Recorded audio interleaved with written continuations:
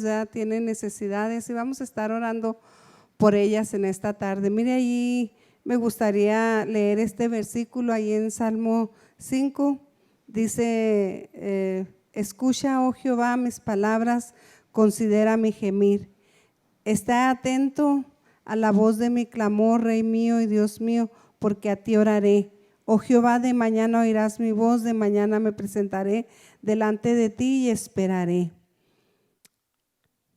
Esté atento a la voz de mi clamor. Que hoy en esta tarde no quede duda de que Dios está escuchando nuestras oraciones. Que en esta tarde usted y yo podamos venir confiadamente y nos acerquemos ante ese Dios maravilloso, aquel que prometió en su palabra estar con nosotros todos los días de nuestra vida. Y de hecho yo sé que tanto usted como yo hemos experimentado eso, ¿verdad? Que Dios ha estado con nosotros en los momentos más difíciles. Dios se ha mostrado fiel para nuestras vidas. Él ahí en los momentos difíciles trae paz, en los momentos difíciles Él trae seguridad.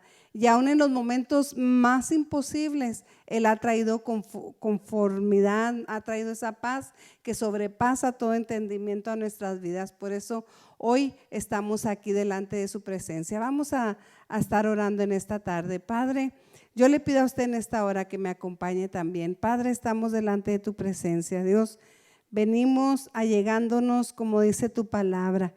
Venimos confiadamente, Señor, sabiendo y reconociendo que tú eres el Dios verdadero, que tú eres el Dios que escuchas nuestras palabras, que consideras nuestro gemir, que estás atento a nuestra voz. Por eso tú eres nuestro Dios, Señor. Por eso cada día, Padre, venimos delante de ti.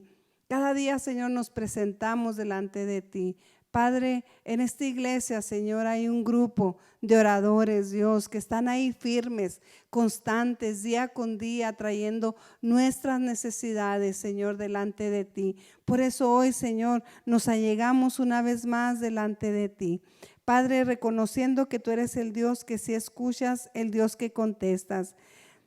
Por eso hoy, Señor, yo pongo en tus manos a la familia Covarrubias, Señor, a Antonia Covarrubias, Padre, que está muy enferma de su espalda y de sus hombros, Señor, ya fue al hospital.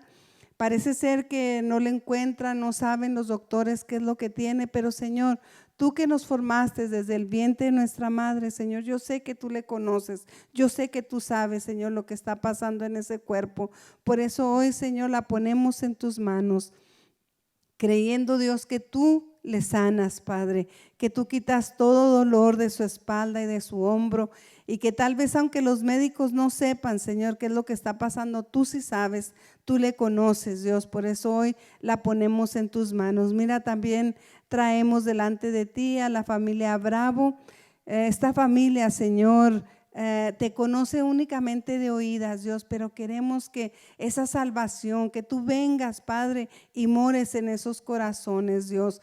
El enemigo tal vez ha querido venir a destruir, Señor, con tantas cosas que el enemigo nos quiere atraer y nos hace perdernos, Señor, pero hoy, Padre, yo la pongo en tus manos, creyendo, Dios, que esa salvación llega ricamente a sus vidas en el momento más oportuno de sus vidas. Padre, oramos creyendo que tú lo haces. También por Davina Silva, Señor Jesús.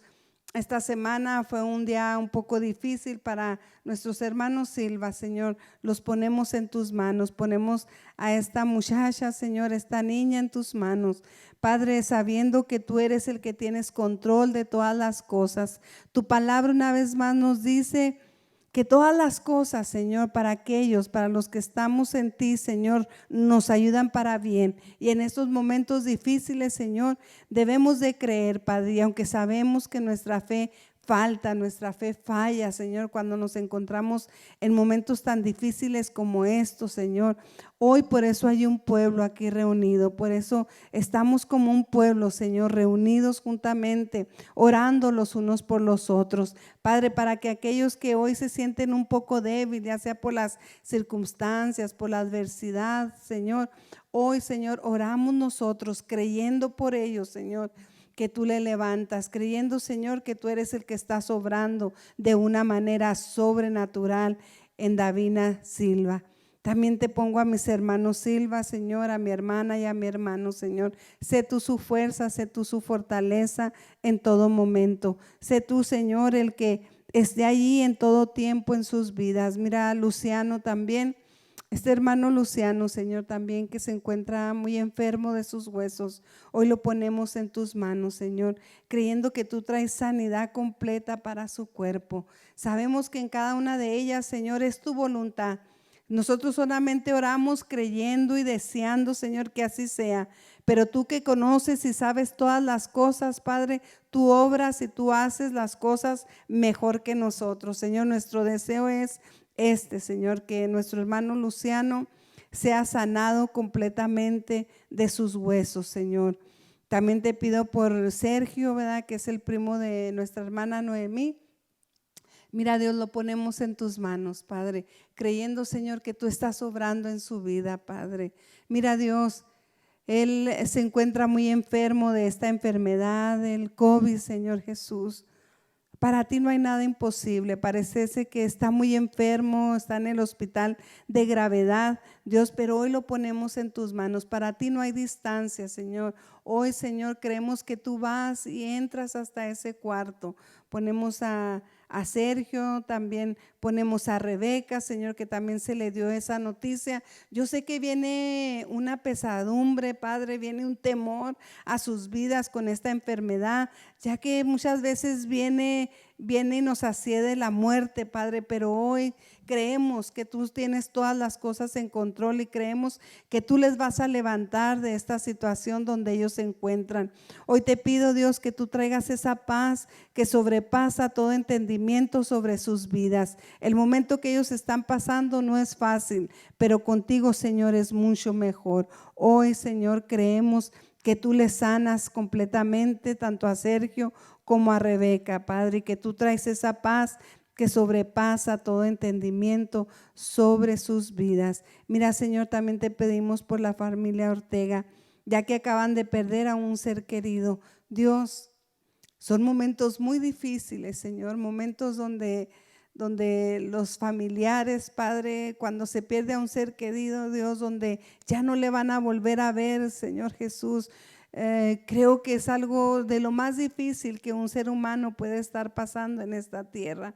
Hoy, Padre, por eso ponemos a esta familia, a la familia Ortega, Señor, que tú traigas ese consuelo, Señor, a sus corazones. En estos momentos, Señor, el único que puede traer consuelo a sus vidas, a sus corazones, el único que puede traer esa paz, Señor, eres tú. Nadie más, Señor. Nosotros podremos hablar, decirles tantas cosas, Señor, pero el único que puede obrar en el corazón del hombre, el único que puede traer esa paz que ellos necesitan en esta hora, eres tú, Señor. Hoy te pido, Dios, por esta familia, Señor, y si ellos no te conocen, que esta sea ocasión, Padre, para venir rendidos a ti, reconociendo que nuestra vida es tan corta, Señor, en esta tierra, pero que hay una eternidad por la cual cada uno de nosotros nos esforzamos y creemos, Señor Jesús, que esa eternidad está más allá de esta tierra. Por eso hoy los ponemos en tus manos. Padre, también te damos muchas gracias por Daniel Rodríguez, Señor, que se oró hace una semana atrás. Se encontraba en un hospital grave, ¿verdad?, de cáncer, pero más hoy, Señor, él ha sido libre de todo cáncer. Por eso hoy te damos muchas gracias por su vida, Padre. Hoy, Señor, te damos gracias, Señor Jesús, porque sé que tú obraste de una manera sobrenatural. También con mi hermana Ostolia, Señor Jesús, tú ahí estuviste, Padre. Ella se cayó y pudo haber sido mucho peor, Padre. Hoy solamente está adolorido su cuerpo del golpe que se dio, Padre, pero pudo haber sido mucho peor, ya que la caída estuvo muy fuerte. Pero sin embargo, Señor, yo sé que tú mandaste allá a tus ángeles, Señor, y acamparon alrededor de ella, Señor, y la defendieron, así como dice tu palabra. Padre, muchas gracias por todo lo bueno que tú has sido con cada uno de nosotros, Señor.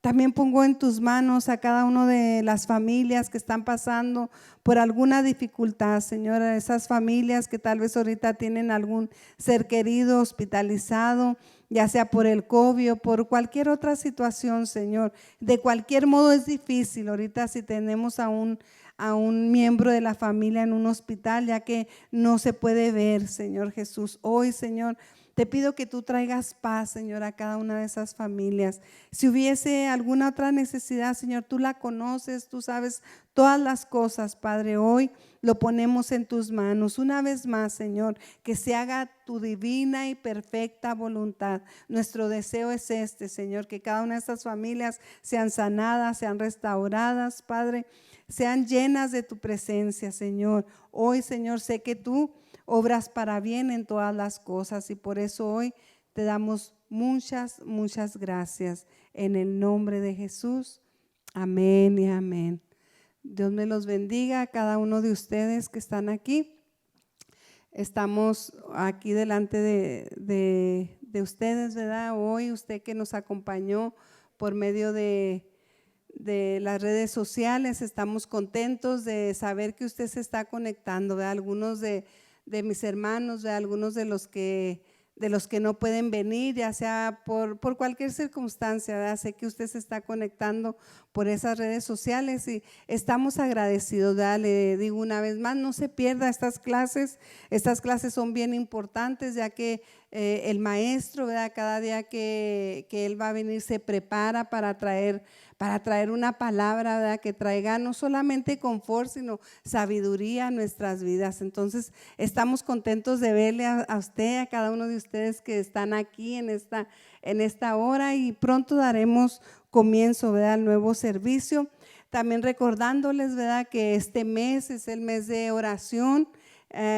Por cuestión de esto que estamos pasando, en años pasados veníamos día con día, ¿verdad? Y estábamos aquí. Hoy, ¿verdad? No queremos causarle más, ¿qué se podría decir? Que no esté usted como con más pesadumbre, ¿verdad? De que voy a ir otra vez, no, hoy lo vamos a hacer todo por internet, ¿verdad? Estaremos, cada día se estará dando un versículo, ¿verdad? De la palabra de Dios por la cual usted y yo vamos a estar orando ahí en casa. Es un buen momento donde no dejemos de aprovechar, de poder estar, ¿verdad? Con nuestra familia, poder compartir la palabra, poder estar unidos una vez más, poder estar juntos, sentados en la mesa o en el sofá, donde usted prefiere, pero estar con su familia. Y qué más mejor estar compartiendo esta palabra, amén, que dice su palabra que es medicina para nuestros huesos. Y creo que eso es lo que Él ha hecho, el Señor, día con día en nuestras vidas. Y es por eso que hoy pues estamos aquí, ¿verdad? Porque queremos aprender más de su palabra, estamos aquí porque queremos, ¿verdad? Saber más de Él. Llegará el momento en que esta palabra se nos será quitada, pero la palabra que perdure en nuestros corazones y en nuestra mente, ¿quién nos la podrá quitar? Nadie, amén. Entonces, Dios me los bendiga a cada uno de ustedes, Dios los bendiga y vamos a dar inicio a esta clase. Con ustedes, nuestro hermano Ricardo Escalante. Dios los bendiga.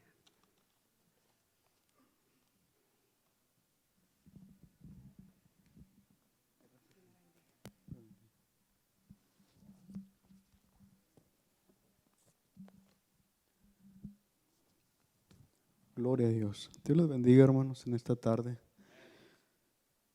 ¿Cuántos están contentos de estar en la casa de Dios? Ese es un privilegio, el poder estar en la casa de Dios y poder escudriñar su palabra, poder juntarnos para estudiar su palabra. Debería de ser algo que nos llena de alegría, de gozo. En esta tarde, hermanos, vamos a seguir con nuestro estudio de los evangelios sinópticos.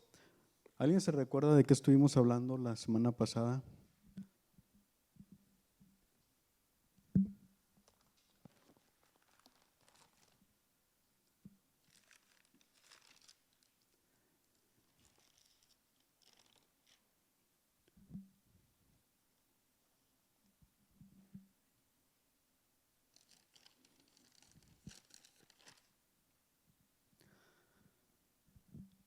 Estábamos hablando de los milagros que el Señor Jesucristo hizo en la tierra de Galilea. Y ahí donde nos quedábamos, veíamos que el Señor había sanado o había liberado a un endemoniado que se había levantado en medio de la sinagoga, en medio de la congregación, y había interrumpido cuando el Señor Jesucristo estaba enseñando. Vamos abriendo nuestra Biblia en Marcos capítulo 1.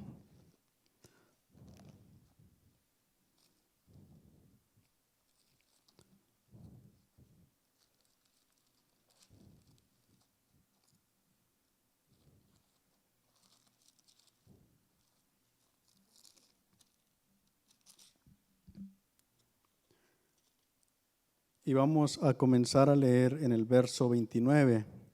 Estamos hablando de los milagros de Jesús. Dice la palabra de Dios, Marcos capítulo 1, verso 29. Al salir de la sinagoga vinieron a casa de Simón y Andrés con Jacobo y Juan. ¿Se recuerdan? Estos son los discípulos que mencionamos la semana pasada, que son los primeros que el Señor Jesucristo había llamado. 3 de estos habían sido discípulos de Juan el Bautista y habían comenzado a seguir al Señor. Dice, y la suegra de Simón estaba acostada con fiebre y enseguida le hablaron de ella. Entonces él se acercó y la tomó de la mano y la levantó e inmediatamente le dejó la fiebre y ella les servía. En el Evangelio de Lucas dice la palabra de Dios que ellos le rogaban acerca de esta mujer. Llegaron a la casa de Simón Pedro y la suegra de Pedro se encontraba enferma. Dice en Lucas que tenía una fiebre alta. No era cualquier enfermedad, tenía una fiebre alta. Y luego los discípulos o la gente que estaba ahí le rogaba al Señor respecto a aquella mujer. Lo que quiere decir, hermanos, que no era una enfermedad pequeña, sino que muy probablemente era una enfermedad de muerte, y por eso había la preocupación en ellos y le rogaban al Señor que la sanara. Dice la palabra de Dios, entonces él se acercó y la tomó de la mano y la levantó e inmediatamente le dejó la fiebre y ella les servía. Aquí podemos mirar la misericordia de Dios, el amor del Señor. Él se acercó a donde se encontraba aquella mujer, la tomó de la mano y la levantó. Cuando hablamos del Señor, hablamos del ser más poderoso que hay. En el libro de Apocalipsis encontramos un relato donde había un ángel que tenía un libro en la mano y no quiero entrar mucho en eso, pero dice que se buscaba alguno que fuera digno de tomar el libro y de desatar sus sellos. Y dice la palabra de Dios que Juan lloraba mucho porque no había ninguno digno, ni siquiera aún de mirar el libro, mucho menos de tomar el libro y desatarlo. Realmente ese libro contenía lo que era la redención de la humanidad, era a ver si había alguno que pudiera redimir a la humanidad de su condición perdida. Y dice la palabra de Dios que Juan lloraba mucho y entonces alguien le dijo, Juan, no llores, he aquí el león de la tribu de Judá, él ha vencido y él es digno de tomar el libro, de desatar sus sellos. Entonces ahí miramos al Señor como el león de la tribu de Judá. Y luego voltea Juan a ver al león y luego lo que mira es un cordero con apariencia de haber sido inmolado. Es ahí de donde salen esos cantos del cordero y el león. Y podemos mirar en el Señor las dos características. Unos momentos antes había estado en la sinagoga, había estado aquel hombre endemoniado manifestándose. Y en ese momento podemos ver el poder, la autoridad, la grandeza del Señor. Solamente le dice, calla y sal de él. Y automáticamente el demonio sale de aquella persona. pero a la misma vez podemos mirar la ternura, el cuidado, el amor, la misericordia del Señor. Ahora aquí ante la suegra de Pedro, de qué manera se inclina, le toma de la mano y le levanta y le sana. Nuestro Señor, hermanos, nos ama, nos cuida, pero Él es el león de la tribu de Judá y nosotros somos más que vencedores porque Él, que Él es el Todopoderoso, está de nuestro lado. Mande.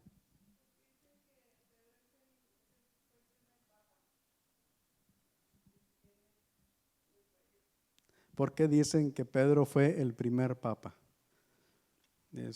La hermana, la pastora hace esta pregunta. ¿Por qué dicen que Pedro era el primer papa? Bueno,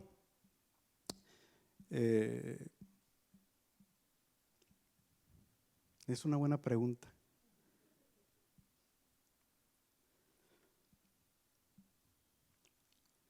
Lo que la iglesia dice, y realmente lo dice, pero no hay un verdadero recuento histórico de esto, más que estas cosas históricas de que Pedro era un papa o algo así, únicamente aparecen en los libros históricos que la Iglesia Católica tiene, no en la historia en general, sino solamente los católicos hablan de estas cosas. El Papa viene a ser el representante. Bueno, Pedro dice la palabra de Dios que cuando el Señor les dice, ¿quién dicen los hombres que soy yo? Y ellos le dijeron, bueno, unos dicen que tú eres alguno de los profetas. Y el Señor les dice, ¿y ustedes quién dicen que soy yo? Y Pedro dijo, tú eres el Cristo, el Hijo del Dios viviente. Entonces el Señor le dice, bienaventurado eres Pedro, hijo de Jonás, porque no te lo reveló carne ni sangre, sino mi Padre que está en los cielos. Y de cierto te digo que tú eres Pedro, y sobre esta roca edificaré mi iglesia. Y como la palabra Pedro significa piedra o roca, entonces esta gente dice que Pedro es el fundamento sobre el cual la iglesia fue establecida. Pero lo que la iglesia reclama, lo que la iglesia católica reclama es de que fue el primer líder de la iglesia. Entonces, porque el Papa pues es el líder de la iglesia católica, entonces ellos reclaman que Pedro fue el primer líder general de la iglesia. Pero sin embargo encontramos en la palabra de Dios, en el libro de los Hechos y en algunos libros históricos de aquel tiempo también, que el primer gran líder o el primer líder de la iglesia cristiana era Santiago, el hermano del Señor. Entonces realmente no era Pedro. Otra de las cosas que reclama la iglesia es que Pedro fue el obispo o en las iglesias principales, en las ciudades principales siempre había un obispo que es el encargado de la iglesia de esa ciudad. Al principio en la iglesia primitiva había obispos en las diferentes ciudades, el encargado de la iglesia en Antioquía, el de la iglesia en Jerusalén, el de la iglesia en Roma. Bueno, había obispos en las diferentes iglesias, en las diferentes ciudades. Y ellos reclaman que Pedro era el obispo de la iglesia en Roma. Y sobre eso hay discusión de incluso de si siquiera Pedro estuvo en Roma o no estuvo en Roma. Aparte de eso, a lo mejor sí estuvo en Roma y realmente en la palabra de Dios no encontramos ningún relato que nos indique que Pedro haya sido líder ni de la iglesia en general, ni siquiera de la iglesia en Roma tampoco. Pedro nunca fue líder de la iglesia en Roma. Y aún si hubiera sido líder de la iglesia en Roma, realmente no habría sido el líder principal de la iglesia cristiana, porque en ese tiempo, hermanos, de Pedro, Roma perseguía a la iglesia cristiana. Entonces realmente el líder que hubiera en la iglesia en Roma realmente no era el líder de la iglesia cristiana. La iglesia no se llamó romana, sino hasta mucho tiempo después, cuando Roma dejó de perseguir a la iglesia cristiana y entonces se une la iglesia con el Estado y entonces el líder de Roma, porque es ahí donde estaba el gobierno central del mundo, el líder de Roma se convierte en el líder de la iglesia católica. Era iglesia católica y dicen ellos apostólica y romana. Pero esa es la razón por la que dicen, porque el Señor le dijo, sobre esta piedra edificaré mi iglesia. Pero, ¿cuál era la piedra sobre la cual el Señor estaba diciendo que iba a edificar su iglesia? ¿Era realmente sobre Pedro? No, era sobre la declaración. Tú eres Pedro y sobre esta piedra edificaré mi iglesia. ¿Cuál es el fundamento de la iglesia? El reconocer que Jesús es el Hijo del Dios viviente. Ese es el fundamento de la iglesia cristiana. Efesios capítulo 2, verso 20.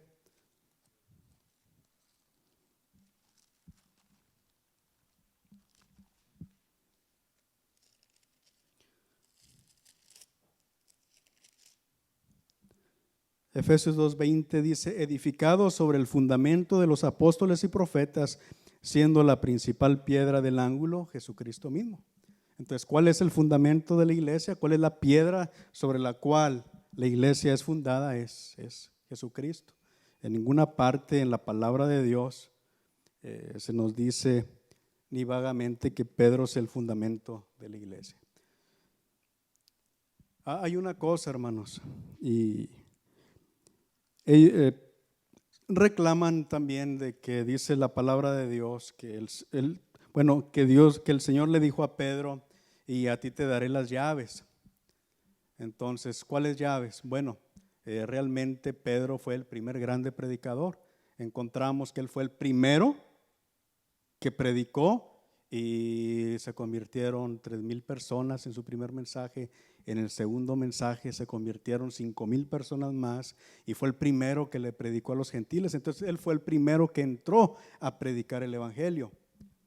Pero aún en ese tiempo el líder de la iglesia cristiana era Santiago, el hermano del Señor, y eso usted lo puede mirar en el libro de los Hechos, y principalmente busque ahí lo que es el concilio de Jerusalén, que quiere decir todos los hermanos se juntaron en Jerusalén para tener una junta importante, y el que estaba presidiendo en esa junta era Jacobo, el hermano del Señor. Pastor, ¿tenía algo que agregar?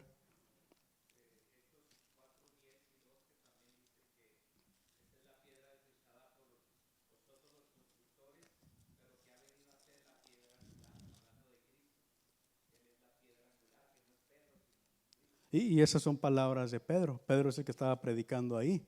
Y él está diciendo que Jesucristo es la piedra angular desechada por los constructores.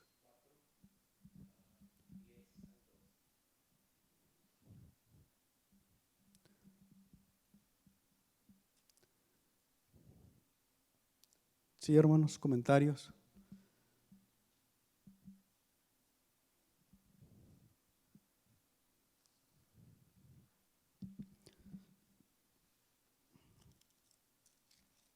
Entonces, ¿es Pedro el primer papa? No, los papas realmente no se comenzaron a llamar papas sino hasta mucho tiempo después. Me escapa en este momento la fecha, pero fue mucho tiempo después, cuando la iglesia ya estaba unida con Roma, ya no era la iglesia cristiana. El primer nombre que se le dio a la iglesia fue cristianos. Allí en el libro de los Hechos dice, y se les llamó por primera vez cristianos en Antioquía. El nombre de católicos se apropió mucho tiempo después, porque decían, es la iglesia, la palabra católico significa universal, y significa que no importaba de cuál ciudad fueras, de cuál parte del mundo fueras, era una sola iglesia, por eso era la iglesia universal. Después se adoptó lo de apostólico y romano posteriormente cuando la iglesia se une a Roma.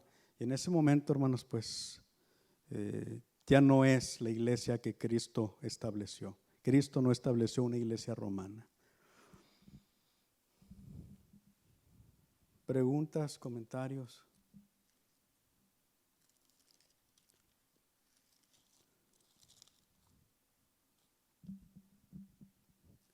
Continuamos en la lectura que teníamos. Entonces podemos mirar en el Señor el poder, pero a la misma vez la ternura, el amor, para preocuparse por una persona que estaba sufriendo, una persona enferma, y el Señor se preocupó por ella. ¿Qué dice la palabra de Dios sobre los enfermos de este tiempo? ¿El Señor se sigue preocupando de los enfermos? Allí en el libro de Santiago, en el capítulo 5, del verso 14 al 16, dice que si alguno está enfermo, que se ore por la persona. Entonces todavía a nuestros días el Señor sigue sanando, porque aunque Él es el Todopoderoso, Él se compadece de las personas que sufren. Vamos a Lucas capítulo 4.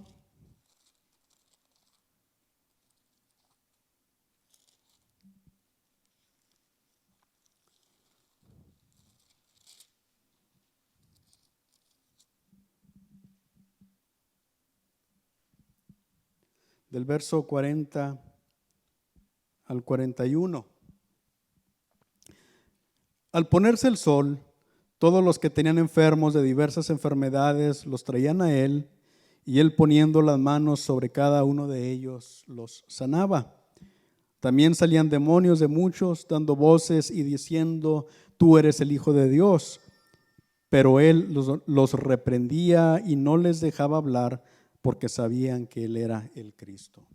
Entonces, cuando la gente mira el poder del Señor, cuando ellos miran que Él tiene poder para sanar enfermos, para echar fuera demonios, la gente que tenía necesidad venía donde Él, traía a los enfermos y el Señor los sanaba, echaba fuera demonios.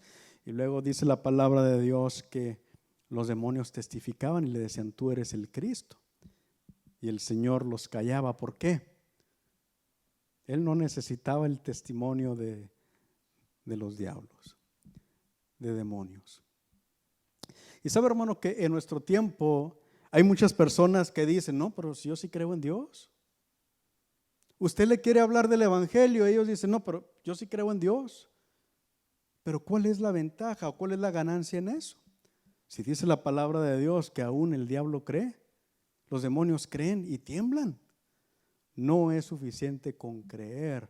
Lo que es necesario es reconocer mi condición y recibir a Cristo como el Salvador de mi vida.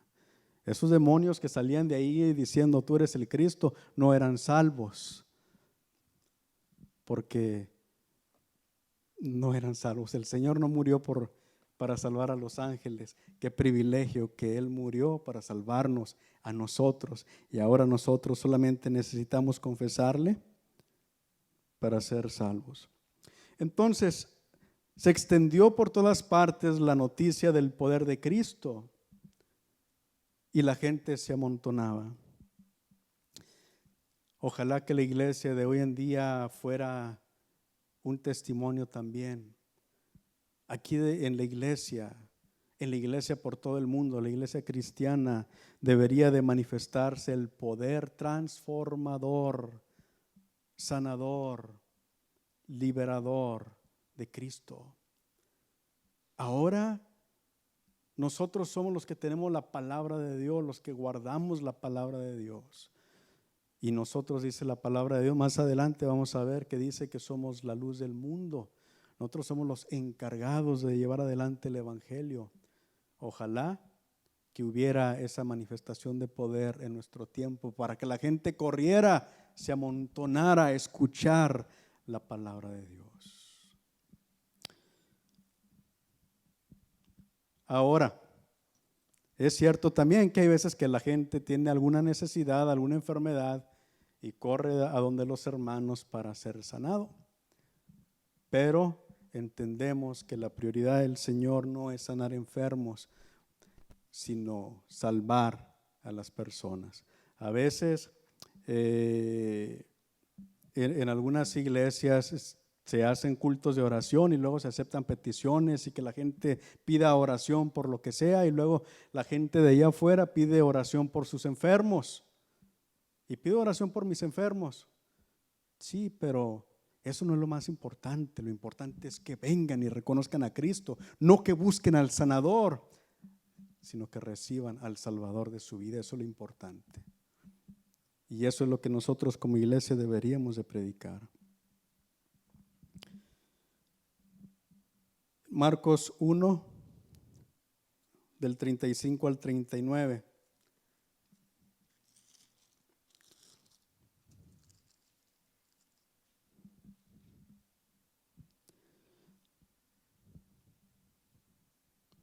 Marcos 1, 35 en adelante dice: levantándose muy de mañana, siendo aún muy oscuro, salió y se fue a un lugar desierto y allí oraba. ¿Qué había pasado el día anterior? Se había amontonado la gente hasta altas horas de la noche buscando milagros del Señor. Entonces el Señor había estado hasta tarde trabajando, sanando enfermos. Y cuando a veces algunos de nosotros, cuando trabajamos mucho toda la semana, ¿y qué hacemos el sábado? Nos levantamos tarde porque el cuerpo necesita descansar. Y el Señor también necesitaba descansar. Se acostó muy de tarde, pero su descanso estaba en la presencia de Dios. Y se levantó de mañana.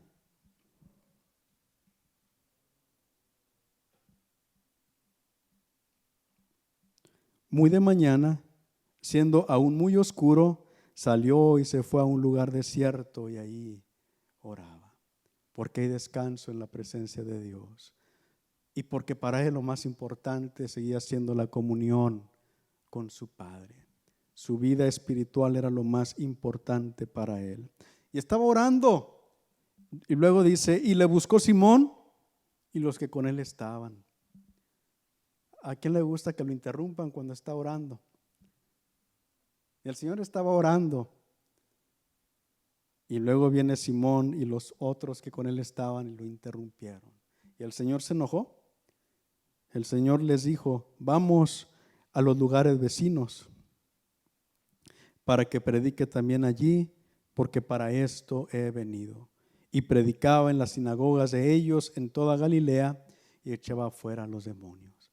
Entonces el Señor estaba orando, vinieron, lo interrumpieron, pero podemos mirar la paciencia y la misericordia del Señor y su espíritu misionero que les dice, vámonos a otros lugares, a otras ciudades, a seguir predicando la palabra de Dios, porque para eso he venido.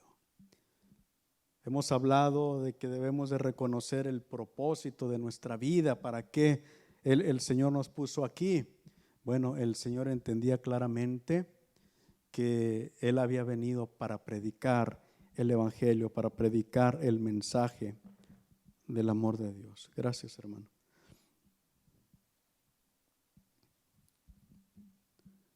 Marcos 1, del 40 en delante.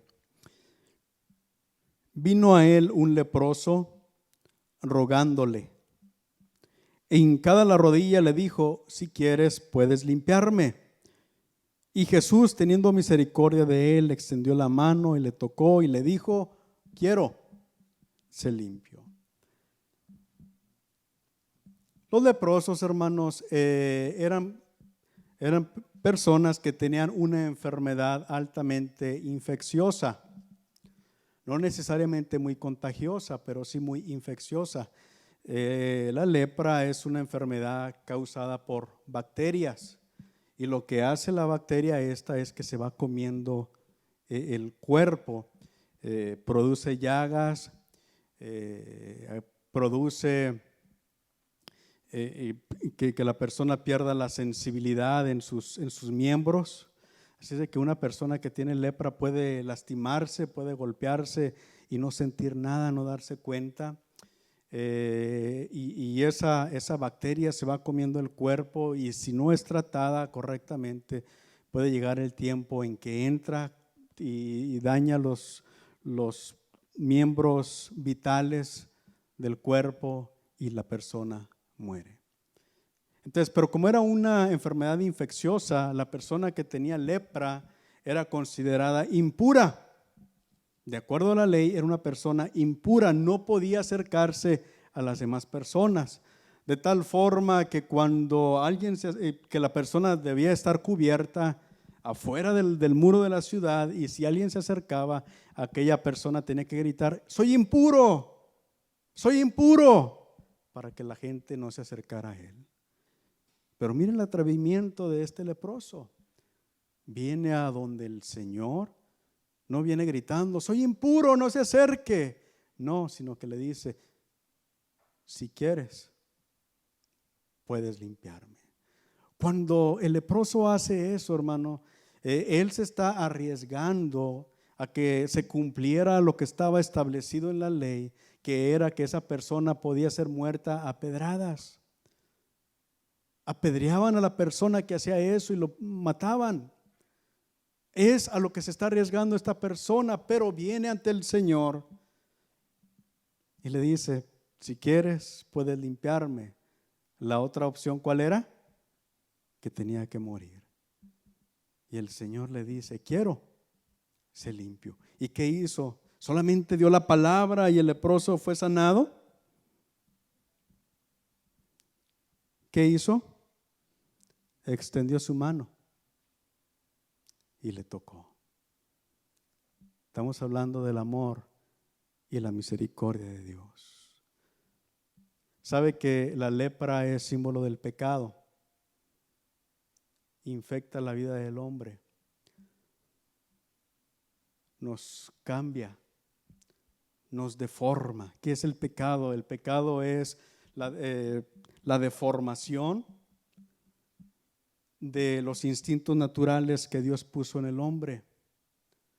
Dios puso en el hombre el instinto de tener cosas. Le dijo Dios al hombre: vas a gobernar la tierra, vas a señorear en ella, vas a gobernar sobre todas las cosas.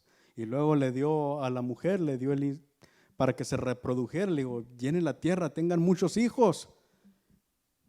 Le dio el instinto sexual, y le dio el instinto de comer. Le dio instintos que eran naturales y que eran importantes para la sobrevivencia del hombre. Pero la deformación de cualquiera de esos instintos es pecado. Es lo que hace la lepra: deforma, transforma, y eso es lo que hace el pecado. Hay unos que que tienen el instinto de poseer más cosas, pero se vuelven ávaros, se vuelven ladrones, maltratan a otros. ¿Y qué decir del instinto sexual? Cada vez más y más miramos de qué forma se va deformando estas cosas que Dios creó en el hombre. Entonces la lepra es símbolo del pecado. Y así como la lepra hace que la persona no tenga sensibilidad en sus miembros, el hombre en pecado ya no siente, pierde la sensibilidad, pierde el temor de Dios, pierde el remordimiento. Pero así como el Señor tuvo misericordia de aquel leproso y vino a donde estaba y le tocó y le sanó, así el Señor un día extendió su mano para limpiarnos a nosotros en la condición que estábamos, para limpiar nuestra lepra espiritual. Y entonces le encargó rigurosamente y le despidió luego y le dijo: mira, no digas a nadie nada, sino ve, muéstrate al sacerdote y ofrece por tu purificación lo que Moisés mandó para testimonio a ellos. Aquí dos cosas importantes. La lepra era una enfermedad incurable. Nadie podía curar la lepra, nadie se curaba de la lepra. Pero el Señor, que es todopoderoso, dejó un mandamiento allí en la ley para que si alguna vez alguno fuera curado de lepra, pudiera reintegrarse a la sociedad. Tenía que ir a donde los sacerdotes, mostrarse a ellos, y ellos, después de hacer algunas pruebas, debían declarar a la persona limpia de su lepra. ¿Por qué? ¿Porque era mucha gente sanada de lepra? No. por si alguna vez Dios quería hacer el milagro de sanar a alguno y reintegrarlo a la sociedad, Dios impuso esa ley.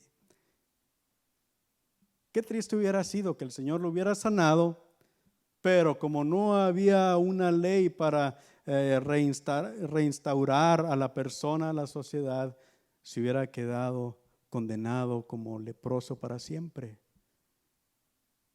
Pero no, fue a donde los sacerdotes y se pudo reintegrar a la sociedad. Así el Señor nos ha sanado a nosotros y ahora somos instalados en la familia de Dios. Pero le dijo, mira, no le digas nada a nadie. ¿Y qué hizo el leproso? Pero oído él, comenzó a publicarlo mucho y a divulgar el hecho, de manera que ya Jesús no podía entrar abiertamente en la ciudad, sino que se quedaba afuera en los lugares desiertos y venían a él de todas partes. Es difícil callar a alguien en quien Dios ha hecho una obra maravillosa. El Señor le dice, no le prediques a nadie, no le digas a nadie, pero había tal gozo en el corazón de aquel leproso que iba por todas partes divulgando lo que el Señor había hecho en su vida. ¿No tomó un curso de evangelismo personal? No se le enseñó a ser discipulado, pero él era consciente de lo que el Señor había hecho en su vida y eso era más que suficiente. A veces nosotros decimos, no voy a predicar a otros porque no sé cómo hacerlo. Bueno, por eso tenemos clases en las iglesias para aprender a hacerlo. Pero lo más importante de todo, hermanos, es cuando nosotros reconocemos lo que el Señor ha hecho en nuestra vida y compartimos a otros lo que el Señor ha hecho. Es el testimonio más eficaz, más poderoso, el testimonio de una vida transformada. ¿Por qué el Señor no quería que el leproso testificara a otros de lo que el Señor había hecho en su vida?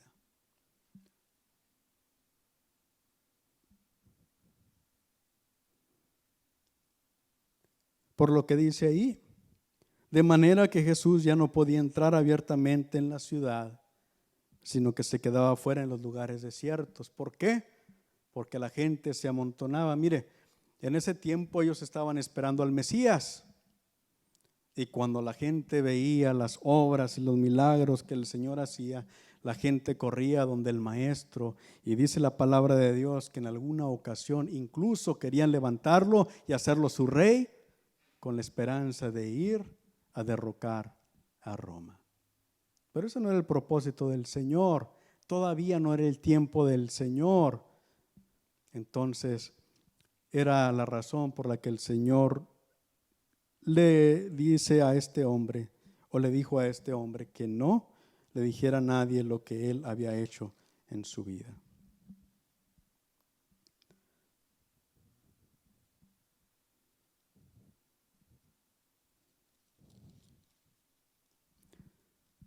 Entonces, miramos que el Señor se manifestó con su poder y la gente le seguía por sus milagros. Pero Él no solamente vino a hacer milagros, Él vino a enseñar. Él era el maestro y muchas de las veces la gente no ponía atención a su enseñanza. Hermanos, nosotros no estamos aquí por lo que el Señor puede hacer para nosotros, a favor de nosotros. Lo más importante es que nosotros dediquemos nuestra vida a estudiar, escudriñar la palabra de Dios. Mire, Juan 11, del 47 al 48. Juan 11.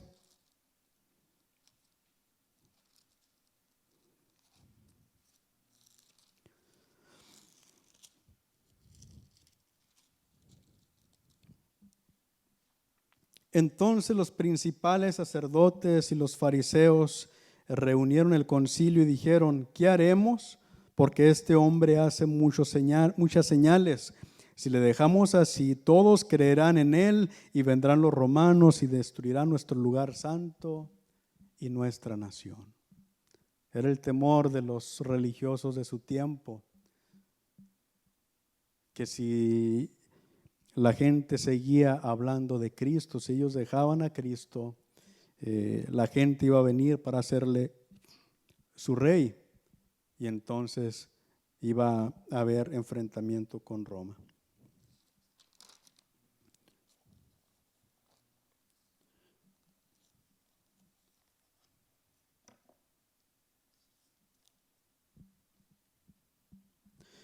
Entonces las multitudes acudían para escuchar sus enseñanzas,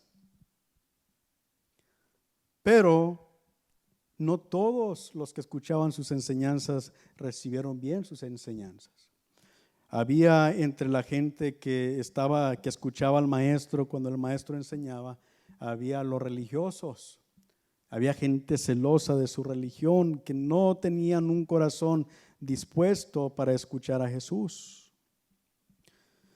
Miramos que a Jesús le interesaba primeramente honrar a Dios y hacer bien a las personas, pero para los religiosos de su tiempo, lo más importante de todo era su religión, sus ritos, sus ceremonias, más importante que todas las demás cosas. Realmente para ellos lo que les interesaba era una manifestación externa de su religión, hacer cosas y que todos vean lo que estoy haciendo en mi religión. Realmente no les interesaba una relación personal con Dios o una relación espiritual con Dios. Entonces, en estos religiosos vamos a ver que comienza lo que se llama la oposición al ministerio de Cristo. Marcos capítulo 2, del 1 al 12.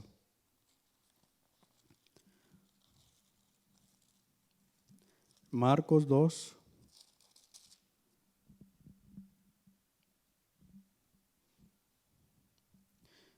Entró Jesús otra vez en Capernaum después de algunos días y se oyó que estaba en casa. Entonces el Señor regresa a Capernaum. Estamos hablando todavía en la región de Galilea. Realmente aquí en Capernaum es donde el Señor desarrolla la mayor parte de su ministerio. Entonces se oyó que el Señor estaba en casa e inmediatamente se juntaron muchos de manera que ya no cabían ni aún a la puerta y les predicaba la palabra. Entonces toda la gente queriendo escuchar al Señor y ya no podían entrar y estaba la puerta, la gente amontonada aún en la puerta y el Señor les predicaba la palabra de Dios. Entonces, verso 3, vinieron a él unos trayendo un paralítico que era cargado por 4. Bueno, Diego nos relató este pasaje el viernes. Vamos a pasar poco rápido por este pasaje. Dice, y como no podían acercarse a él a causa de la multitud, descubrieron el techo de donde estaba y haciendo una abertura, bajaron el lecho en que yacía el paralítico. En ese tiempo, hermanos, el techo de la casa era como el patio de la casa. Muchas de las actividades que se realizaban como familia se realizaban en el techo.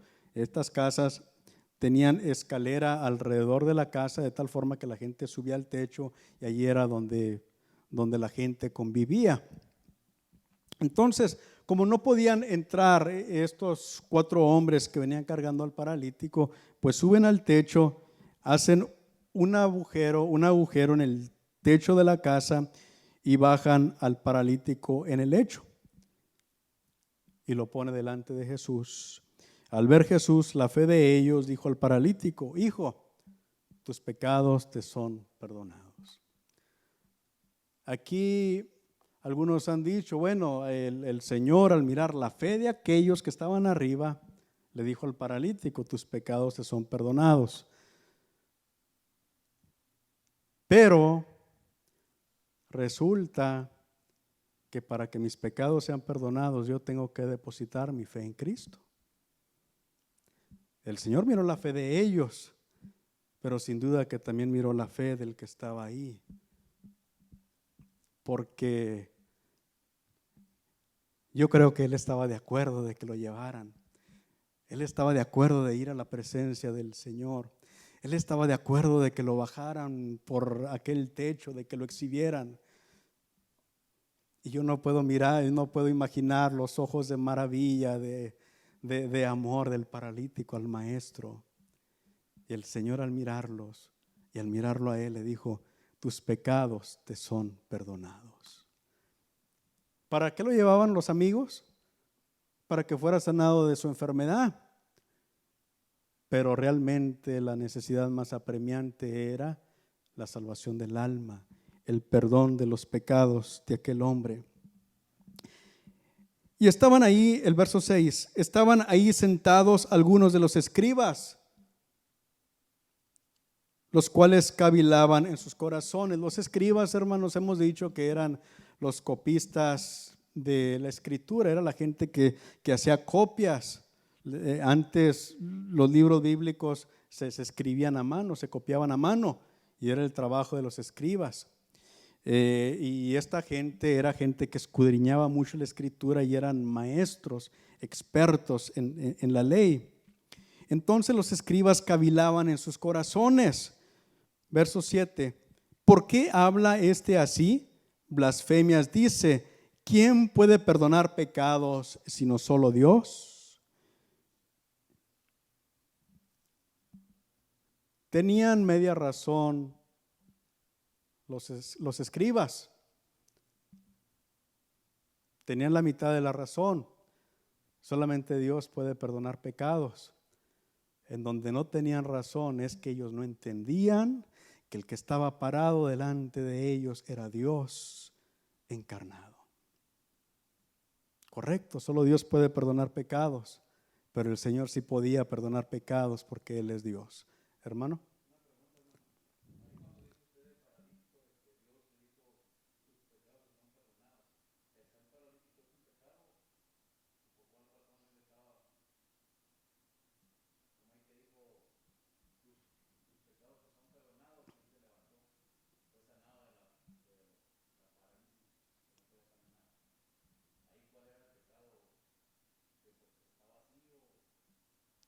Para los fariseos y los escribas, normalmente las personas cuando estaban enfermas era consecuencia de un pecado, eso es lo que ellos creían. Pero realmente nosotros miramos en la palabra de Dios y el Señor da testimonio en alguna otra escritura de que no siempre es así, o que muchas de las veces no es así.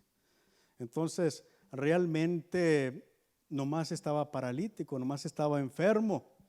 ¿Y cuáles pecados? Pues todos tenemos pecados, no hay justo ni aun uno. Miramos que cuando el Señor le dice tus pecados te son perdonados, no en ese momento se levanta el paralítico. Le dice tus pecados te son perdonados, y el paralítico siguió tan paralítico como siempre. Y luego los escribas dicen, ¿y quién es este? Está blasfemando porque solamente Dios puede perdonar pecados. Y luego el Señor les dice en el verso 8, Marcos 2:8, ¿por qué caviláis así en vuestros corazones? Ellos lo expresaron con palabras, probablemente no, pero el Señor conoce lo que hay dentro del corazón del hombre. Y les pregunta, ¿qué es más fácil decir al paralítico? ¿Tus pecados te son perdonados? O decirle, levántate, toma tu lecho y anda. ¿Qué es más fácil, hermanos? Era más fácil decirle tus pecados te son perdonados. ¿Por qué? Porque no había una manifestación física del perdón de pecados.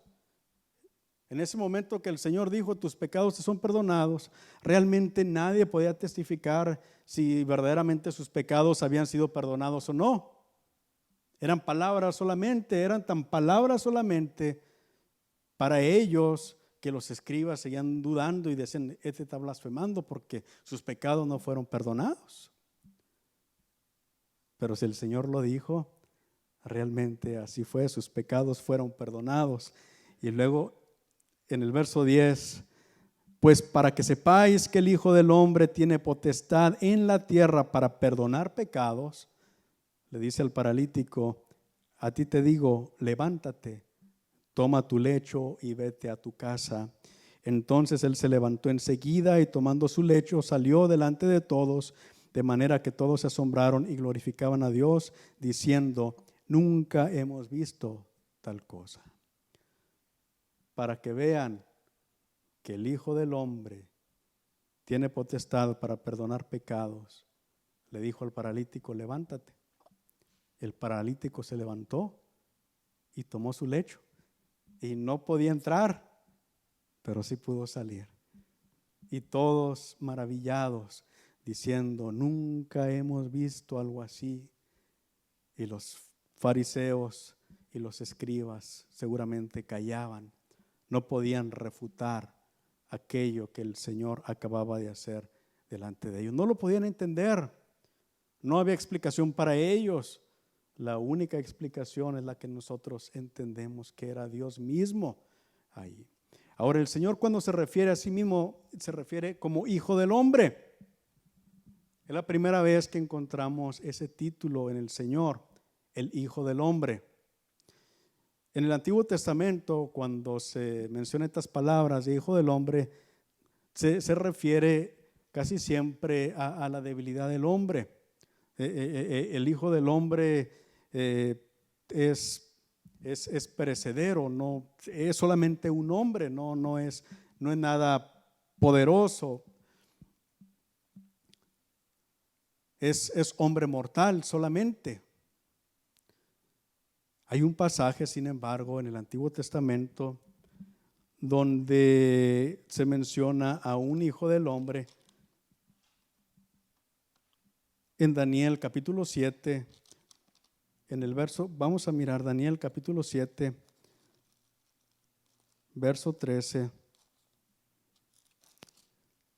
El Señor así le hablaba a los profetas, le decía, Hijo de hombre, dile a este pueblo así, así, así. ¿Qué le está diciendo? Tú eres hombre solamente. Pero había un hijo de hombre que iba a ser diferente. Daniel 7, del 13 al 14, dice, miraba yo en la visión de la noche, y he aquí con las nubes del cielo venía uno como hijo de hombre, que vino hasta el anciano de días, y le hicieron acercarse delante de él, y le fue dado dominio, gloria y reino, para que todos los pueblos, naciones y lenguas le sirvieran. Su dominio es dominio eterno que nunca pasará, y su reino uno que no será destruido. ¿Quién es este hijo de hombre que iba a venir? Jesús. Para los judíos era el Mesías que iba a venir, iba a reinar sobre todo y sobre todos. Entonces es muy significativo que el Señor utiliza ese término acerca de sí mismo. Él era el Mesías, Él era el Hijo del Hombre prometido. Y no solamente eso, Él podía haber dicho el Hijo de Dios, porque Él es el Hijo de Dios desde la eternidad, siempre ha sido el Hijo de Dios. Pero lo más maravilloso en la persona de Cristo no era que Él fuera el Hijo de Dios. Lo más maravilloso en Él era que Él era el Dios encarnado, que se había convertido en un hijo de hombre para venir a redimir a los hombres. Por eso miramos que el Señor, la mayoría de las veces que se refiere a sí mismo, usa ese término, Hijo del Hombre. ¿Qué dice Lucas 19:10, hermano?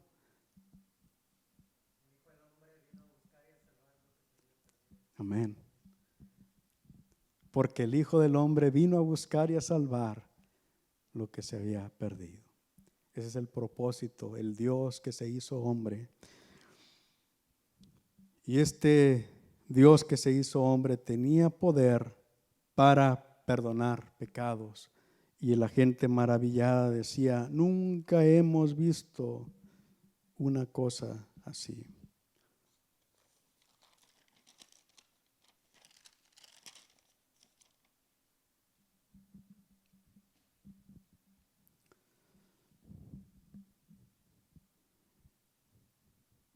Los milagros de Jesús, hermanos, incluían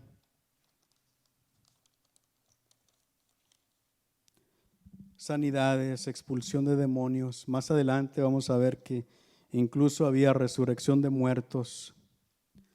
Tenía poder sobre la naturaleza. Él ordenó al mar que callara, al viento que enmudeciera. Un día, más de un día, fueron varias veces, por lo menos la palabra de Dios nos relata 2 veces en que multiplicó panes y peces para dar de comer al pueblo. Entonces el Señor tenía poder incluso sobre la naturaleza. Pero el Señor todo lo hacía en su propio nombre.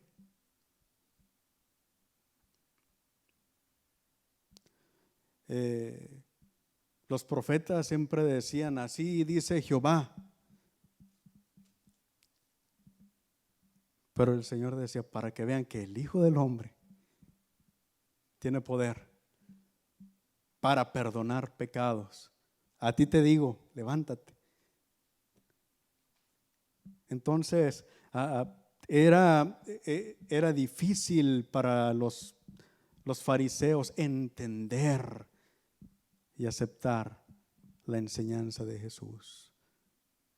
Por eso decían, nunca nadie ha enseñado como Él.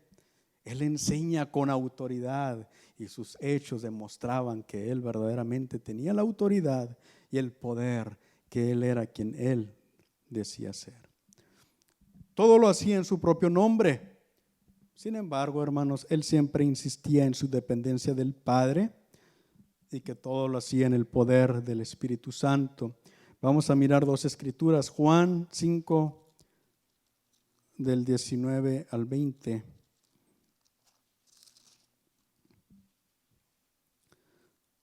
Respondió entonces Jesús y les dijo, de cierto os digo, no puede el Hijo hacer nada por sí mismo, sino lo que ve hacer al Padre, porque todo lo que el Padre hace, también lo hace el Hijo igualmente. Entonces, se está haciendo igual al Padre. Todo lo que hace el Padre, el Hijo también lo puede hacer, porque el Padre ama al Hijo y le muestra todas las cosas que Él hace y mayores obras que ésta le mostrará, de modo que vosotros os maravilléis. Sí, Él tenía todo el poder, pero a pesar de todo, Él siempre le da la honra al Padre. Qué maravilloso nuestro Señor. Mateo 12:28.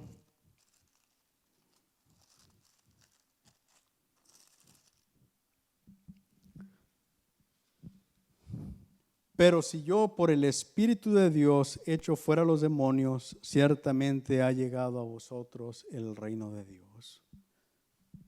¿En qué poder echaba fuera demonios? En el poder del Espíritu Santo. Entonces, Él es Dios encarnado, mas sin embargo, Él en todo lo que hacía, Él daba honra y gloria al Padre y al Espíritu Santo, siendo Él Dios mismo. Él vino para revelar la bondad y la misericordia de Dios a los necesitados. Por eso le dice al paralítico, quiero. Dice el paralítico, ¿quieres limpiarme? Quiero. Sé limpio. El Señor no quiere que ninguno perezca. Él quiere que todos procedan al arrepentimiento. Él vino a morir por nuestros pecados para que todo aquel que en Él cree no se pierda. La puerta está abierta para todos.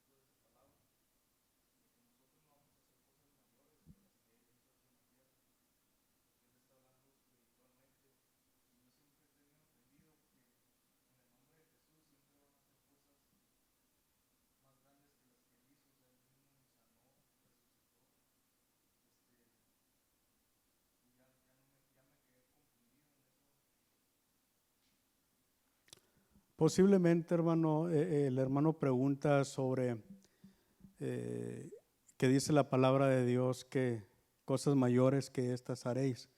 ¿No se recuerda dónde está ese pasaje, pastor? Vamos a mirar qué dice el pasaje.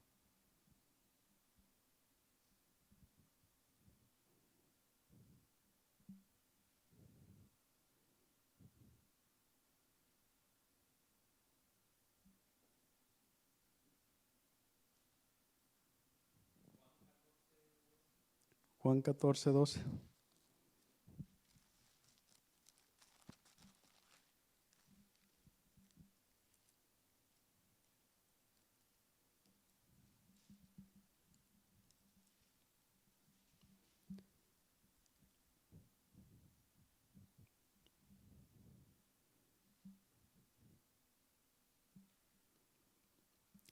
Vamos a leer desde el verso 8, Juan 14:8 dice, Felipe le dijo, Señor, muéstranos al Padre y nos basta.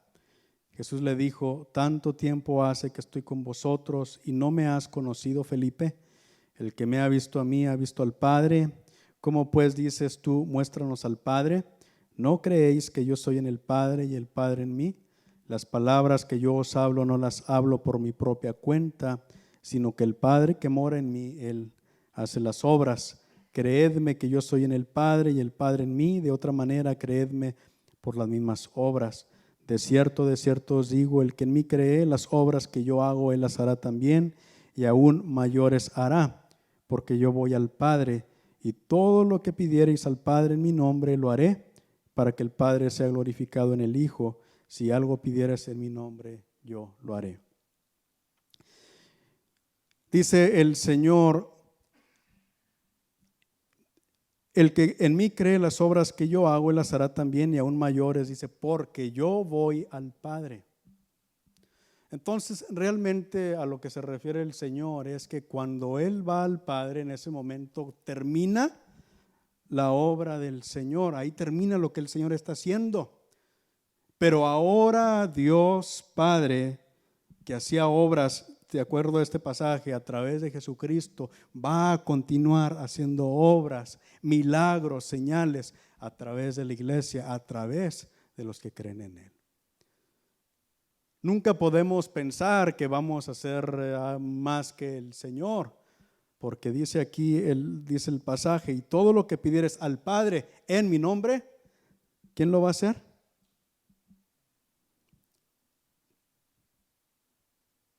Lo haré, dice el Señor. Entonces, el que va a hacer las obras grandes aún sigue siendo el Señor Jesucristo, pero a través de la iglesia muchas más cosas, no solamente lo que el Señor hizo en la tierra, sino todavía hasta nuestro tiempo el Señor va a seguir haciendo señales, milagros y prodigios. ¿Por qué? Dice el Señor, porque yo voy al Padre. Ahí termina el ministerio del Señor, pero ahora nos toca a nosotros continuar adelante con la obra del Señor.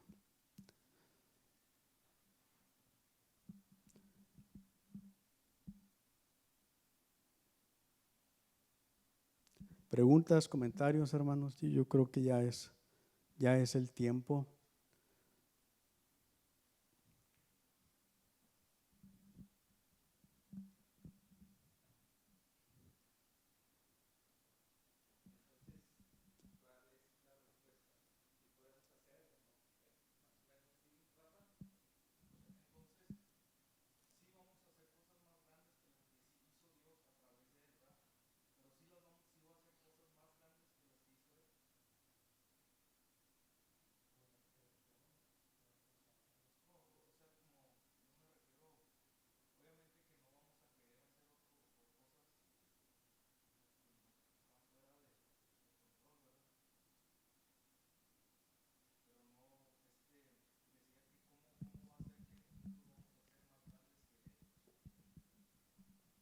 El Señor, es difícil su pregunta, hermano. Sí, es difícil su pregunta.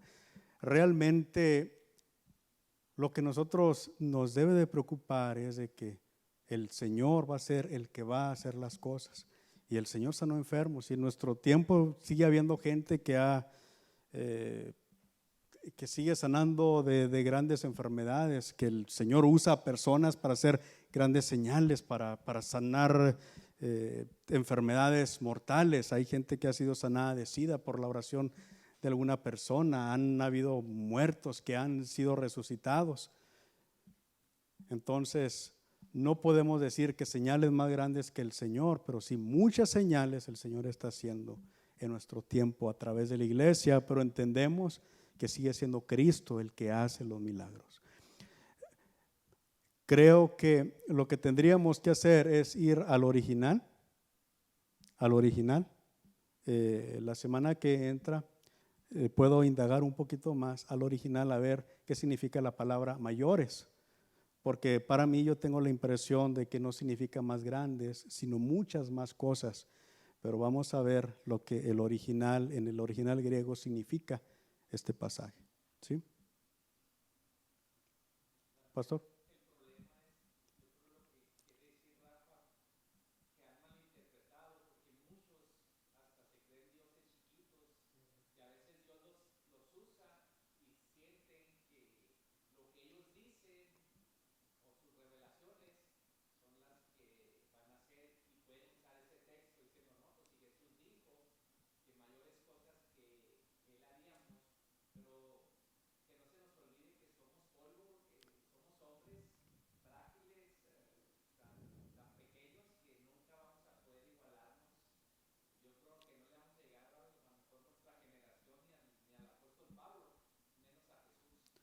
No, pero el pasaje que leemos es claro en ese punto.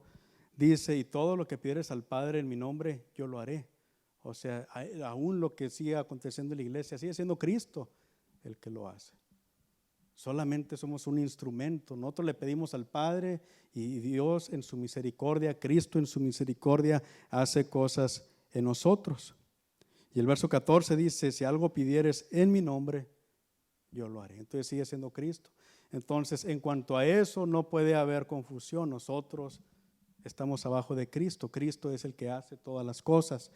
¿Qué tan grande las va a hacer? Pues las va a hacer conforme a Él le plazca hacerlas. Y si Él quiere hacer cosas más grandes, pues milagros más grandes los que están relatados aquí. En mi mente pequeña no alcanzo a captar cómo puede haber un milagro más grande que el resucitar muertos y sanar enfermedades mortales y echar fuera demonios y eso. Pero lo que quiere decir que el Señor va a seguir haciendo obras, pero es Él el que está haciendo las obras a través de nosotros, si nosotros nos sometemos a Él. Y luego el Señor, mire,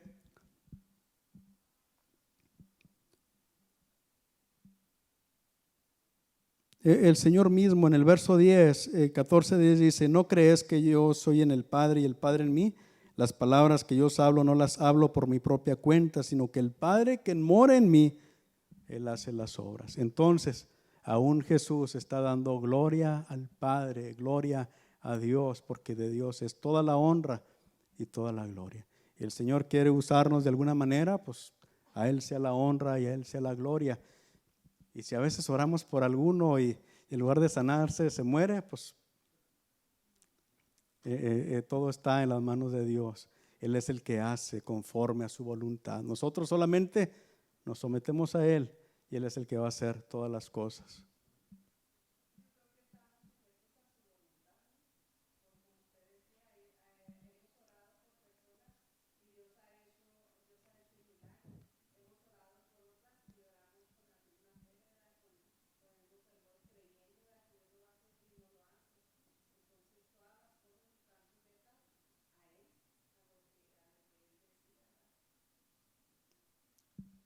Amén. Sí, hermano.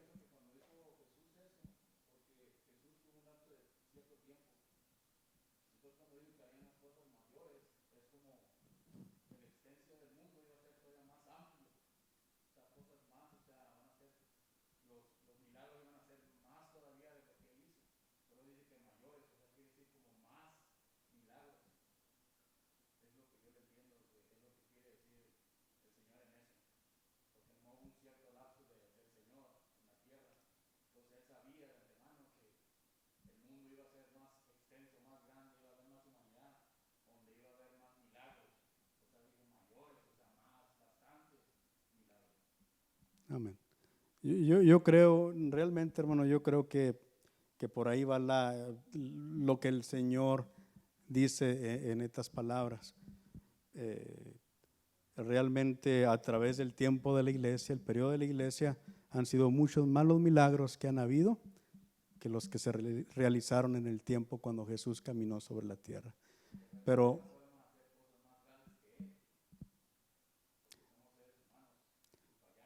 y realmente y realmente nosotros no hacemos nada. Él es el que lo hace todo al final de cuentas. Pero vamos a mirar este pasaje, hermano. Vamos a mirarlo en el original, a ver cuáles eran las palabras exactas que el Señor menciona, y vamos a traer un poquito más comentario la semana que entra. ¿Alguien más, pastor? ¿Algo que quiera agregar? ¿Ah?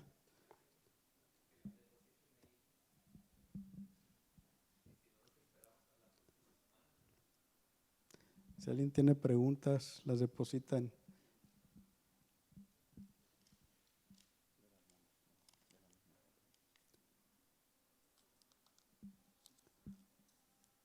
¿Esto es pregunta, hermano? ¿O es pregunta? Para la semana que entra está bien. Ya son las 8:10. Ok, ¿alguien más tiene preguntas? Bien, hermanos, entonces vamos a ser despedidos. Hermano Gianni, nos despide en oración, por favor.